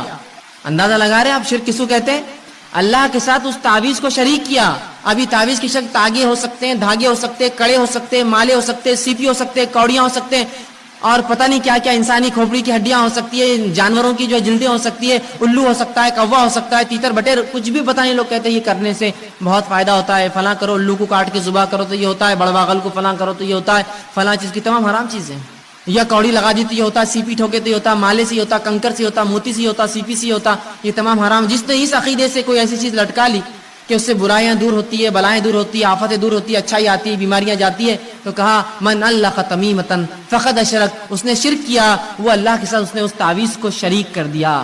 اب بہت سے لوگ بولتے تاگا تو ہے، کیا ہوتا ہے یہ تاگا؟ اگر ہاتھ پر رہ گیا اور مر گئے تو آخرت میں اللہ رب العزت رب نہ ہوا، آخر میں اللہ کہیں گا اس تاگے سے ہی مانگ لے جو مانگنا ہے، میرا بندہ تو کہاں تھا، تو نے تو اس پہ اعتقاد رکھا، کیا برا حل ہوگا. آئیے سنیے نبی اکرم صلی اللہ علیہ وسلم آگے کیا فرماتے. مسند احمد کی یہ بھی روایت آپ فرماتے من علق تمیمۃ فلا اتم اللہ لہ ومن علق ودعۃ فلا ود اللہ لہ. سنیے اللہ کے رسول فرماتے ہیں جو تعویذ گلے میں لٹکا دے اللہ اس کی کبھی مراد پوری نہ کرے. رسول اللہ بدوا دے رہے ہیں اس کو، جو تعویذ گلے میں لٹکا لے اللہ اس کی مراد کبھی پوری نہ کرے. اور جو کوڑیاں اور سیپیاں، نبی اکرم صلی اللہ علیہ وسلم کے زمانے میں لوگ جانوروں کی چیزوں کی حفاظت کے لیے کوڑی اور سیپی لٹکاتے، مطلب تعویذ لٹکاتے بیماری نہ آنے کے لیے، کوڑیاں اور سیپی لٹکاتے کہ برائی نہ آئے، خیر کو لانے والا. تو کہا جو کوڑی اور سیپی لٹکا لے، آپ فرماتے ہیں جو لٹکا لے اللہ رب العزت اسے کبھی آرام نہ دے. جو تعویذ لٹکا لے اللہ رب العزت آپ فرما رہے ہیں کہ اس کو جو ہے کبھی جو ہے اللہ کے رسول فرماتے ہیں کہ اس کی مراد پوری نہ کرے اللہ، جس نیت سے ٹانگ کبھی نہ کرے. اور جو سیپی لٹکا لے، کوڑیاں اس زمانے میں لوگ لگاتے تھے تاکہ اس سے خیر آئے، فرمایا اللہ اس کو کبھی آرام نہ دے. اسی طرح آپ صلی اللہ علیہ وسلم نے مسند احمد کی روایت ہے ایک شخص کو دیکھا جس کے ہاتھ میں ایک ڈنڈ پر ایک کڑا تھا. بہت سے لوگ کہتے ہیں نا چاندی کے کڑے چھلے پتہ نہیں مالے، گلے میں دھاگے تاگے. سن لیجئے وہ لوگ غور سے سنیے. نبی اکرم صلی اللہ علیہ وسلم ایک شخص کو دیکھا کہ ہاتھ میں اس کے کڑا تھا ڈنڈ پر. آپ صلی اللہ علیہ وسلم نے کہا افسوس یہ کیا ہے، کیا باندھ رکھا تو نے ہاتھ پر؟ یہ تو شخص نے کہا اللہ کے رسول یہ میں نے اس لیے پہنا ہے کہ اس سے ایک جلد کی بیماری نہیں ہوتی ہے، اسکن کا ایک ڈیزیز نہیں ہوتا ہے، اس وجہ سے میں نے کڑا پہنا ہے. تو کہا کہ تو اسے فوراً اتار دے ورنہ اللہ رب العزت جو ہے تجھے اس میں ملوث کر دے گا، اس بیماری کو ڈال دے گا، وہ بیماری میں تجھے ملوث کر دے گا. کہا فوراً اتار دے کڑا ورنہ اللہ تجھے اس بیماری میں ڈال دے گا. اور فرمایا اگر تو اس حال میں مر گیا، تیری موت ہو گئی کہ کڑا تیرے ہاتھ میں ہی تھا، مر گیا تو کبھی کامیاب نہیں ہوگا، آخرت میں کبھی کامیاب نہیں ہوگا. کیا فرمایا کہ تو نے جلد کے امراض کے لیے پہنا، اسے اتار دے، اگر تو نے اسے نہ اتارا تو تجھے بیماری اللہ دے دے گا، اور اگر تو مر گیا اس حالت میں تو آخرت میں تو کبھی کامیاب نہیں ہونے والا، اس لیے کہ تو نے شرک کیا.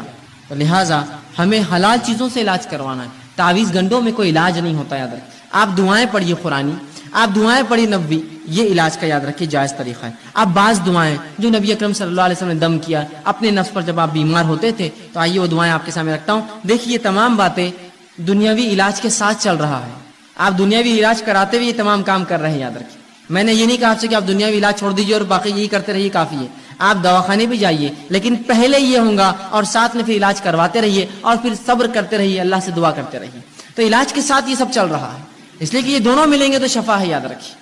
آئیے آپ صلی اللہ علیہ وسلم نے جو بعض دعائیں کی شفا کے لیے، اس آپ کے سامنے رکھتا ہوں، بس مختصر رکھوں گا. صحیح بخاری کی روایت ہے، آپ صلی اللہ علیہ وسلم جب کسی مریض کے پاس جاتے تو اس کے جسم پر ہاتھ رکھتے اور یہ دعا پڑھتے اس کی شفا کے لیے. دعا یوں: اللہم رب الناس اذهب الباس اشفی انت شافی، کہ اے اللہ انسانوں کو پالنے والے، انسانوں کے رب، اس سے تکلیف دور فرما، اس سے تکلیف دور فرما. اشفی انت شافی، اس کو شفا دے، تو شفا دینے والا ہے. لا شفا الا شفاؤ، تیرے علاوہ کوئی اور شفا دینے والا نہیں ہے. شفاء لا یغادر سقما، ایسی شفا دے کہ جو بیماری کو بالکل نہ چھوڑے. یہ دعا کرتے اس بیمار کے لیے، جب آپ جاتے اس کو پڑھتے اور یہ دعا کرتے کہ مریض پر ہاتھ رکھ کر یہ دعا کرتے: اللہم رب الناس اذهب الباس، اے اللہ جو انسانوں کا رب ہے، اس سے اس کی بیماری کو دور کر. اور یقیناً جو آپ فرماتے آگے: اشفی انت شافی، تو شفا دینے والا، تیرے شفا دینے کوئی نہیں ہے. لا شفاؤک الا شفاؤک، تیرے علاوہ کوئی شفا نہیں دیتا. شفاء لا یغادر سقما، ایسی شفا دے اس کو کہ اس کی بیماری کو بالکل نہ چھوڑے. تو ہم بھی جب مریض کے پاس جائے، کوئی گھر میں مریض ہو جائے، یہ دعا اس کے جسم پر ہاتھ رکھ کے پڑھیے، دیکھے شفا ملیں گی، ساتھ میں علاج بھی بہرحال کراتے رہیں. اسی طرح صحیح مسلم کی روایت ہے، ایک شخص نے آپ صلی اللہ علیہ وسلم کے سامنے درد کی شکایت کی. کہا: اللہ کے رسول، مجھے تکلیف ہو رہی ہے.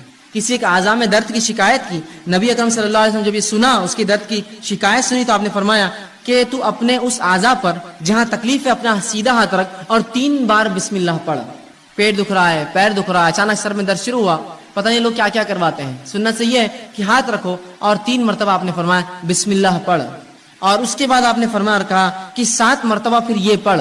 3 بار ہاتھ رکھ کے کہے بسم اللہ بسم اللہ بسم اللہ کے نام سے، اور اس کے بعد 7 مرتبہ یہ پڑھ. اور آپ نے فرمایا اعوذ بعزت اللہ و قدرتہ، کہ میں اللہ کی بڑائی اور اس کی قدرت کی پناہ لیتا ہوں. من شر ما اجد و حاضر، اس چیز سے جو میں محسوس کر رہا ہوں یا جس کا مجھے اندیشہ ہو رہا ہے.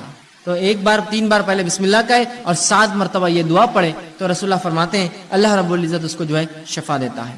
اسی طرح صحیح مسلم کی روایت ہے، آپ صلی اللہ علیہ وسلم فرماتے ہیں کہ آپ صلی اللہ علیہ وسلم ایک مرتبہ بیمار ہو گئے. جبرائیل علیہ السلام آئے اور نبی اکرم صلی اللہ علیہ وسلم پہ رقیہ کیا، دم کیا ایک دعا پڑھ کر. جبرائیل علیہ السلام نے کیا دعا پڑھی تھی؟ حدیث میں لفظ آتے ہیں، آپ صلی اللہ علیہ وسلم نے صحابہ کو سنا، کہا بسم اللہ ارقیک، کہ میں اللہ کے حکم سے تجھ پہ جو ہے دم کرتا ہوں. جبرائیل علیہ السلام آئے اور رسول اللہ پر یہ دعا پڑھ کر دم کی، بسم اللہ ارقیک، کہ اللہ کے نام سے میں تجھے دم کرتا ہوں. من کل دائن یوزیک، ہر اس بیماری سے جو تجھے نقصان دہ ہے. من شر کل نفس، اور ہر نفس کے شر سے اللہ تجھے محفوظ رکھے. وعین حاسد، اور ہر نظر لگانے والے کی نظر بس سے تیری حفاظت کرے. اللہ یشفیک، اللہ تیری جو ہے تجھے شفا دے. بسم اللہ ارقیک، میں اللہ کے حکم سے تجھ کو جو ہے دم کرتا ہوں. یہ دعا جبرائیل علیہ السلام نے نبی اکرم صلی اللہ علیہ وسلم پر دم کی. اسی طرح معوذتین آپ پڑھ سکتے ہیں، اسی طرح سورہ جو ہے فاتحہ پڑھ کر ہم دم کر سکتے ہیں. یہ تمام کے بڑے فضائل آتے ہیں، یاد رکھیں. ہم نے یہ تمام چیزیں بہرحال آج چھوڑ دی ہیں. اور ایسی تمام وہ دعائیں جو قرآن سے اور سنت نبوی سے ثابت ہے آپ پڑھ سکتے ہیں. میں نے تو 2-4 نمونے کے طور پہ رکھی. یہ اگر پڑھ کر ہم کریں گے تو آپ دیکھیے جہاں دوا سے بھی علاج کا کچھ حصہ ہو رہا ہے، وہیں یہ دعائیں بہت حد تک نفسیاتی طور سے ہمیں جو مرض سے دور کر دیں گی، یا کم از کم بیماری ختم نہ بھی ہو تو ہم ایک مضبوط ایک مومن بنے رہیں گے. ہم آہو بکا نہیں کریں گے، تقدیر کو کوسیں گے نہیں، اللہ کو برا بھلا نہیں کہیں گے، اللہ سے بدگمانی نہیں کریں گے کہ ہم ہی بیمار ہونا تھا کہ اللہ ہمارا ہی گھر ملا تھا کیا، مہیچ ملا تھا کیا. کم از کم یہ تسلی رہیں گی انسان کو، نفسیاتی وہ مضبوط اور قوی رہیں گا، چاہے جسمانی اعتبار سے کتنا لاغر اور بیمار ہو چکا ہو. تو یہ دعائیں بڑی اہمیت رکھتی ہیں. اسی طرح بعض ایسی چیزیں جن سے نبی اکرم صلی اللہ علیہ وسلم نے خود علاج کیا ہو، وہ آپ کے سامنے کچھ رکھتا ہوں واقعات اور کچھ چیزیں جن سے خود نبی اکرم صلی اللہ علیہ وسلم نے علاج کیا ہو. لیکن ایک بات اس سے پہلے میں بتا دوں کہ جو باتیں حدیث میں آتی ہے کہ آپ صلی اللہ علیہ وسلم نے ان سے علاج کیا ہے، آج بہت سی مرتبہ یہ ہوتا ہے کہ ہم کہتے ہیں ان سے تو جیسا طب نبوی کتابیں ہوتی ہیں آپ پڑھتے ہیں اور علاج کرنے کی کوشش کرتے ہیں، فائدہ محسوس نہیں ہوتا ہے. وہ اس لیے کہ طب کا معاملہ ایسا ہے کہ اس پہ تجربات اور تجزیات کی ضرورت ہے. نبی اکرم صلی اللہ علیہ وسلم نے بہت سی باتیں فرمائی، یہ مسلمانوں کی کم علمی رہی، بے خوفی رہی، بد نصیبی رہی کہ طب نبوی ہم نے اپنے ہاتھ سے ضائع کر دی، کبھی اس پہ ریسرچ ہی نہیں کیا. کوئی بھی میڈیسن ریسرچ کے بغیر نہیں ہوتی ہے. رسول اللہ اگر یہ فرماتے ہیں کہ فلاں چیز میں یہ شفا ہے تو اس کا معنی یہ کہ اب ریسرچ کرنا پڑے گا نا، اس میں سے نکالنا پڑے گا کیسی شفا ہے، کس چیز کے ساتھ دنیا کی مل کے شفا دیں گی، کون سی اور چیزوں سے مل جانے سے فلاں فائدہ ہوگا. ریسرچ ورک کبھی نہیں ہوا. اور افسوس مسلمانوں نے یونانی طب کو اپنا طب سمجھا اور یونانی طب کو مکمل طور سے لے لیا اور طب نبی اس کے چکر میں پوری جو ہے ختم ہو گئی کہ آج بہت ساری باتیں جو طب نبی میں الفاظ آتے ہیں وہ دوائیں کس کو بولتے ہیں ہم کو معلوم نہیں. وہ تو تبھی معلوم ہو سکتا تھا جب اس زمانے کے بعد سے لے کر مسلمان اس کو استعمال کرتے رہتے، اس پہ تجربات کرتے. افسوس کہ اتنا زبردست ذریعہ طب کا ہم نے کھو دیا. لیکن پھر بھی کچھ باتیں جو آتی رکھنے کی کوشش کرتا ہوں. وہ جو جس سے رسول اللہ صلی اللہ علیہ وسلم نے شفا کے لیے استعمال کی دواؤں کے طور پر، سب سے پہلے جو حدیث میں آتا ہے وہ یہ کہ آپ شہد سے علاج کیا کرتے تھے۔ ایک مرتبہ ایک شخص سے اور کہ اللہ کے رسول صلی اللہ علیہ وسلم میرے بھائی کو جو ہے پیٹ خراب ہو چکا ہے، اسے دست ہو رہے ہیں، آپ صلی اللہ علیہ وسلم نے کہا اسے شہد کھلاؤ۔ وہ گیا شہد کھلا کر آیا، کہا اللہ کے رسول اور بڑھ چکے ہیں، کہا اور کھلا، پھر اس نے کھلا کر آیا، کہا اللہ کے رسول صلی اللہ علیہ وسلم اور بڑھ چکے ہیں، کہا اور کھلا، 3 مرتبہ کھلانے کا حکم دیا۔ پھر وہ آ کر کہا اللہ کے رسول اور اس کے جو ہے دست بڑھ گئے ہیں، تو کہا اللہ کی کتاب سچی ہے، تیرے بھائی کا پیٹ جھوٹا ہے، اسے اور کھلا شہد، اس لیے کہ اللہ نے شہد کے تعلق سے کہا اس میں شفا ہے، تو اللہ کی کتاب سچی ہے، تیرے بھائی کا پیٹ جھوٹا ہے، اسے اور کھلا۔ جب اور کھلایا گیا تو ان کو شفا مل گئی اس چیز سے۔ آپ دیکھ رہے ہیں جہاں شہد کھلایا گیا وہیں عقیدہ دیکھیے ساتھ میں، کھلا اس کو، اس میں شفا ہے، بس اگر کہہ دیا تو کہہ دیا، یہ نہیں کہ اور عموماً دیکھے تو شہد کھلانے سے بہت سے لوگوں کے جو ہے دست اور بڑھ جائیں گے، ظاہر تو یہ دکھتا ہے لیکن اس میں شفا ہے، وہ شفا اور فائدہ دیتا ہے، اس لیے کہ کبھی دست کا روکنا درست ہوتا ہے اور کبھی ان کا نکل جانا اچھا ہوتا ہے تاکہ بیماری جو اندر ہے جراثیم پورے نکل جائے پیخانے کے ذریعے۔ تو کہا تیرا بھائی کا پیٹ جھوٹا ہے، اللہ کی کتاب سچی، اور کھلاؤ اس کو ایک بار، اور کھلایا، دست بند ہو گئے، شہد کے ذریعے شفا۔ اسی طرح آپ صلی اللہ علیہ وسلم نے زمزم کا استعمال کیا شفا کے لیے، اور فرمایا زمزم جس نیت سے پیا جاتا ہے اللہ اس میں شفا رکھتا ہے۔ تو یہ علاج بھی ہم کر سکتے ہیں کہ جب حج کو جانا ہو، عمرے کو جانا ہو، جو لوگ جاتے ہیں آپ ان کو کہیے کہ بھائی زمزم ہمارے لیے لائیے، یا خود گئے تو خوب پیجیے اس نیت سے کہ اللہ فلاں مرض کے لیے شفا، فلاں مرض کے لیے شفا، فلاں، اس لیے کہ زمزم جس نیت سے پیا تھا فرماتے ہیں اللہ نے اس میں شفا رکھی ہے اس پانی کے اندر، تو زمزم کا استعمال کیجیے دوا کے لیے۔ اسی طرح گائے کا دودھ یہ بھی بڑا مفید ہے، یاد رکھیے آپ صلی اللہ علیہ وسلم فرماتے ہیں کہ گائے کا دودھ پیا کرو اس میں شفا ہے، اور اس کے پنیر کو کھایا کرو اس میں بھی شفا ہے، اس لیے کہ گائے مختلف قسم کے جو ہے جھاڑ کھاتی ہے جس کی وجہ سے اس کے دودھ میں شفا ہوتی ہے، لیکن اس کے گوشت میں بیماری ہے۔ کیا فرما رہے آپ صلی اللہ علیہ وسلم؟ گائے سے علاج کیا کرو، اس کے دودھ میں شفا ہے اور اس کے پنیر میں شفا ہے، لیکن فرمایا اس کے گوشت میں بیماری ہے۔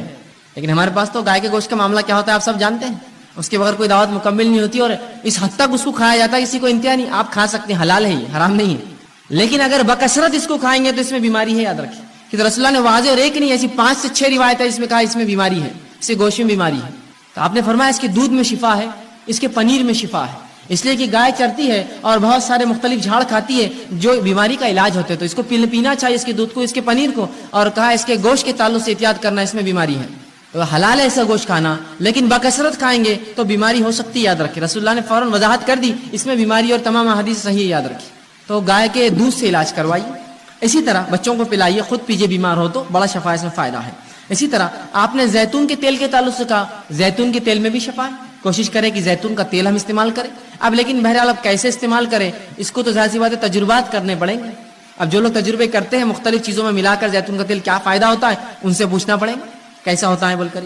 اسی طرح کلونجی میں آپ نے فرمایا شفا ہے، اور کلونجی کے تعلق سے فرمایا کہ تم جو کالے دانے کلونجی جس کو کہتے ہیں اس کو اگر ساتھ کھایا کرو اس میں بڑی شفا ہے، اور فرمایا اس کے تعلق سے کہ جو اسے کھاتا ہے اس میں موت کے علاوہ تمام چیز کا جو ہے شفا ہے، تمام چیز کی سوائے موت کے، کلونجی، تو کلونجی کھایا کریں اس میں بھی شفا ہے۔ اسی طرح اجوا کھجور کے تعلق سے آپ نے فرمایا اس میں بھی شفا ہے۔ اجوا کھجور وہ کھجور ہوتی ہے جو نبی اکرم صلی اللہ علیہ وسلم کے زمانے میں ایک مخصوص احاطہ ہے اس کے اندر اگتی تھی، اسے اجوا کہتے ہیں۔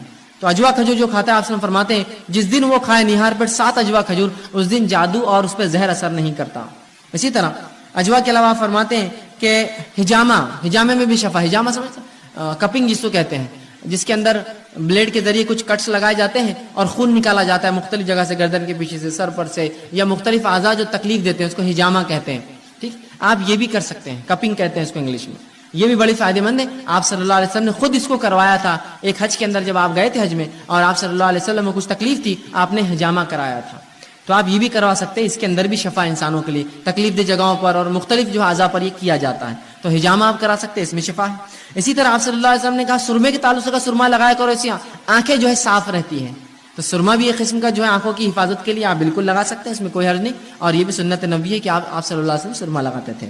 ٹھیک ہے، اسی طرح ٹھنڈے پانی سے بخار کا علاج آپ صلی اللہ علیہ وسلم کرتے تھے۔ آپ فرماتے تھے کہ بخار شیطان کی طرف سے، شیطان آنکھ سے بنا ہے، لہذا ٹھنڈے پانی سے بخار کا علاج کرو، اور ٹھنڈے پانی سے جو آپ جسم کو دھوتے، یا ٹھنڈے پانی سے آج بھی دیکھیے بخار اگر بڑھ جائے ڈاکٹر کہتا ہے پٹیاں رکھیے سر پر ٹھنڈے پانی کی، تو ٹھنڈے پانی سے آپ بخار کا علاج کرتے ہیں.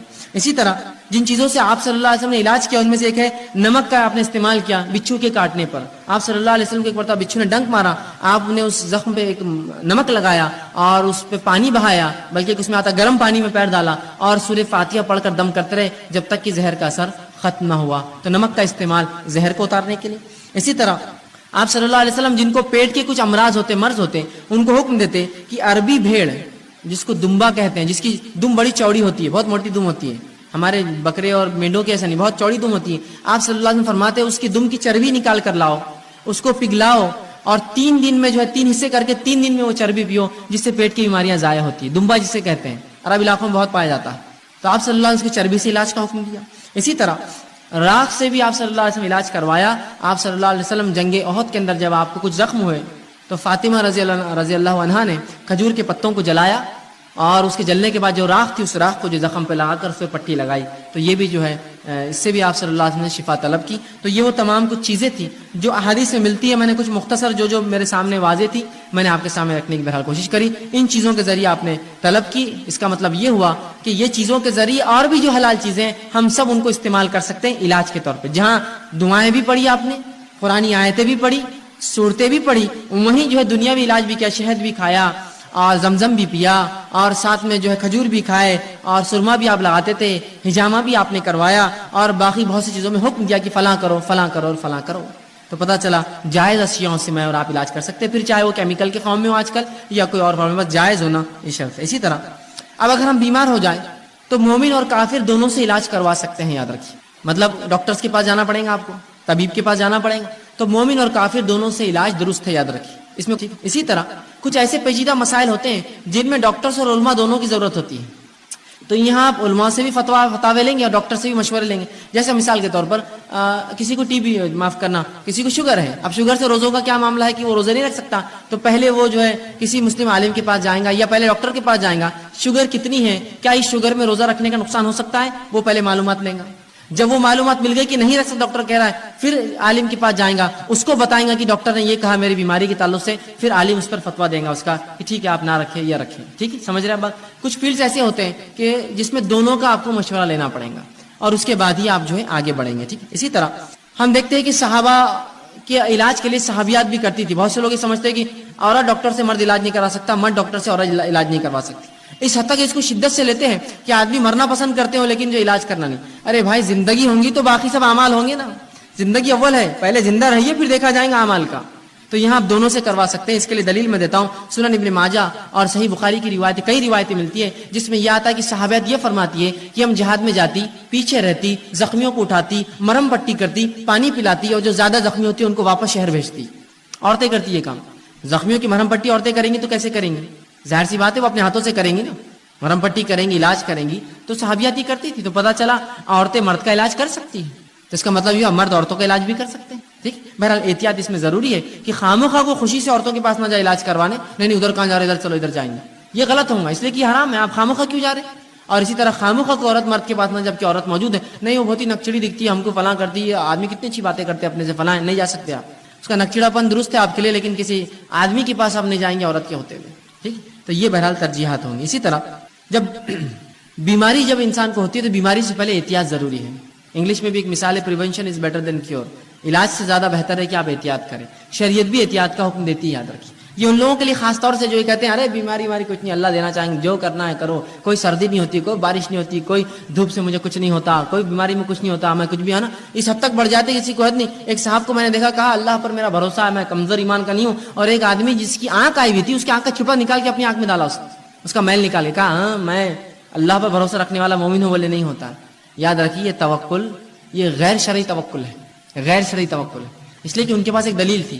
نبی اکرم صلی اللہ علیہ وسلم فرمایا کوئی بیماری چھوت نہیں ہوتی, ہاتھ لگانے سے نہیں پھیلتی, کوئی بیماری خود سے نہیں پھیلتی. حدیث کے الفاظ ہے کہ کچھ چیزیں کچھ بھی نہیں ہیں, کچھ چیزوں کی کوئی حقیقت نہیں. اس میں ایک فرمایا چھوت کوئی بیماری نہیں ہوتی, چھونے سے کوئی بیماری نہیں ہوتی.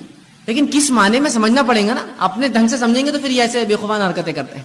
احتیاط ضروری ہے. آئیے میں مثال دیتا ہوں احتیاط کی. صحیح مسلم کی روایت ہے, آپ صلی اللہ علیہ وسلم نے بیمار اونٹوں کے باڑوں کو الگ بنانے کا حکم دیا اور صحت مند اونٹوں کے باڑے الگ بنانے کا حکم دیا. آئیے اس حدیث میں رسول اللہ جانوروں کو جو بیمار ہے الگ رکھو بول رہے صحت مند جانوروں سے. حدیث میں کہ کچھ اونٹوں کو خراش کھجلی کی بیماری ہو گئی تھی تو رسول اللہ نے کھجلی والے اونٹوں کو بغیر کھجلی والے اونٹوں سے الگ رکھا, مطلب دونوں کے باڑے الگ کیے. اس سے کیا پتا چل رہا ہے؟ احتیاط. آپ نے یہ کیا کہ دونوں اونٹوں کو ملو ایک دوسرے سے لے جا کر, کیا ہوتا دیکھیں گے, اللہ جس کو دینا چاہے دیں گے. نہیں, جب جانوروں میں اتنی احتیاط کی کہ ان کے باڑے الگ کر دیے تو انسانوں میں بدرجہ اولا یہ احتیاط ضروری یاد رکھیے.